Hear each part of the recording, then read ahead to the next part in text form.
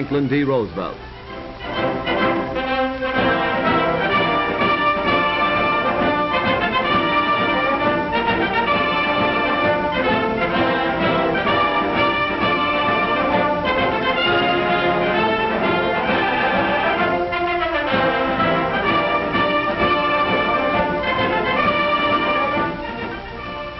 Every worker in the country, farmers, bank presidents, streetcar conductors, dentists, teachers, clerks, mechanics, even unskilled laborers, work 3 months of every year to pay for what government spends.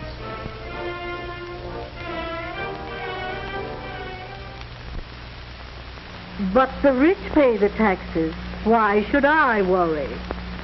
That's where we're fooling ourselves.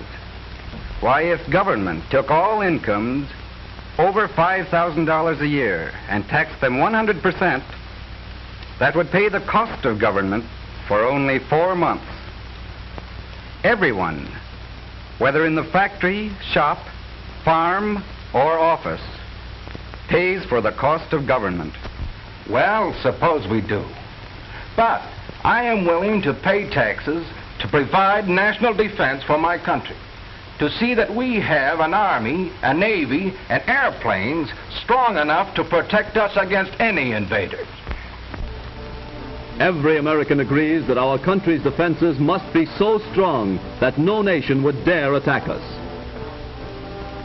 We don't want what has happened in Europe to happen here. Let us not forget the lesson taught by Europe's agony.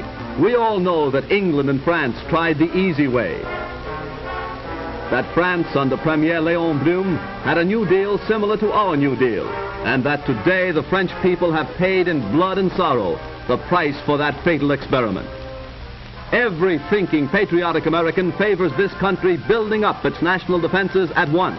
That job has been delayed far too long by the experimenters in Washington. No one today disputes the need for a powerful Army, Navy, and Air Force for our national defense. For these taxes are willingly paid. But our money has not been spent during the last 7 years for national defense. In the last 7 years, the New Deal has spent the breathtaking sum of $58 billion. Of this total, only $6 billion and $900 million was spent on national defense. So-called defense taxes now being imposed are not sufficient to meet the ordinary deficit, much less defray the cost of past, present, or future defense. What did we get for the money spent by the New Deal for defense? Ranking officers of the Army have told Congress, in effect, that our national defenses are woefully inadequate, that we lack automatic rifles for our infantry, that we need tanks and anti-aircraft guns, that few of our airplanes are modern in the light of the lessons taught during the European War. Money spent on the visionary Passamaquoddy project for the harnessing of the tides would have bought guns and tanks, which we now need so badly. The Florida Ship Canal, another wasteful, boondoggling failure, into which the New Deal has squandered more millions instead of spending money for necessary additions to our national defense. The abandoned canal is now just a big mosquito-breeding ditch, the costliest hole ever dug. Billions scattered in all directions, except to improve our Army, Navy, and Air Force. New agencies, new departments, new bureaus, more and more job holders to run these agencies. In the last 7 years, the number of civil employees of the federal government has increased by almost 400,000, and increased double the size of our regular Army, and many of them receiving salaries far above that paid to the average man and woman in this country. The chief task of this great army of job holders has been to figure out ways and means to spend more and more of your money. Greater spending, greater debts, increasing taxes. Already the national debt is at record high. In 1917, our debt was not much more than the amount we now pay in annual interest. In the wake of the World War, the national debt rose to $26 billion. Then the enormous total is reduced. Slowly it moves downward and prosperity blankets the nation. Machinery whirls, railroads rush carload after carload from producer to consumer. Despite honest efforts for recovery, depression increases the national debt. The national debt rises. 1933, $22 billion, and up it goes. Down go employment and earnings. 1937, the mounting debt has its impact on our struggle to recover from the Depression. Factories close, unemployment, unrest. But the debt continues soaring, up to $40 billion, to $45, and now on its way to $49 billion.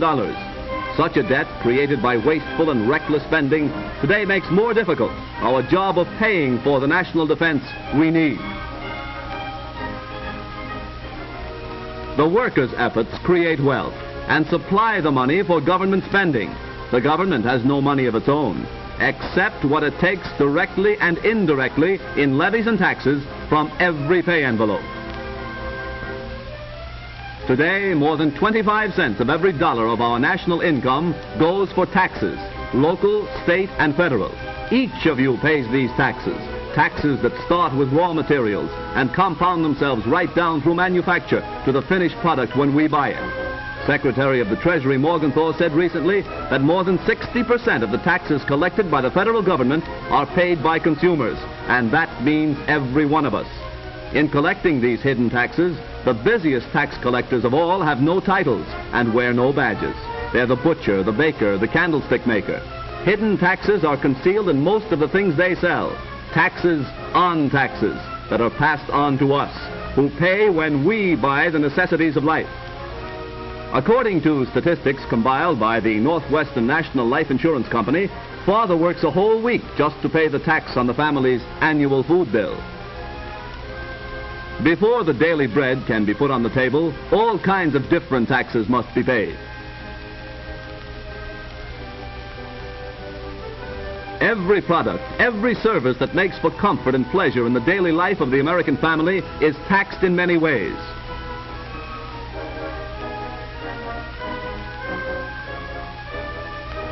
Families with a monthly income of $200 pay $26.12 a month in indirect taxes. Families with monthly incomes of $150 pay $20.16 a month. Those who live on monthly incomes of $80 were paying $10.25 a month in hidden taxes before we began the long-delayed rearmament program. Every time my lady dresses, she dons as many taxes as she does clothes. When we relax and seek pleasure and entertainment, Mr. Taxes always joins us, and we must pay for him too. Because of the taxes fastened on the cost of building, the normal cost of this house will buy only this modest home. Automobile owners now pay some $400 million a year in taxes on the cars they drive, taxes that must be paid before the wheels turn. And to add to the cost of every mile traveled and every furrow plowed by farm tractors, the tax paid on gasoline alone reaches the astounding yearly total of $1 billion. All who drive are drafted into another army of taxpayers. Those who have jobs are footing all these various government bills. Only what is left can be used for the needs and savings of the worker's family. You are taxed to pay the salaries of men like this bureaucrat, symbolic of the mailed fist of centralized bureaucracy that knocks at democracy's door demanding a third term here, rampant in the totalitarian nations of the old world, plunging Europe into war. Subjugation of the courts, purges of independent legislators, perpetuation of the executive in office, regimentation. War. It must not happen here. But liberty survives only for those who are wise enough and strong enough to preserve it. Let us rid ourselves of our New Deal failure before it's too late. Let us end wasteful spending and return to the good old American sanity and economy. All Americans must unite to stop the New Deal with its lust for power to perpetuate itself in office for another 4 years. It is in our self-interest to preserve the heritage handed down to us by our fearless forefathers. To save ourselves, we must dismiss incompetents and radicals from high places of government. We must elect Wendell Wilkie president and speedily become so strong no foe would dare attack us. To that end, let us now dedicate ourselves in a holy crusade that government of the people, by the people, for the people, perish from the earth. Amen.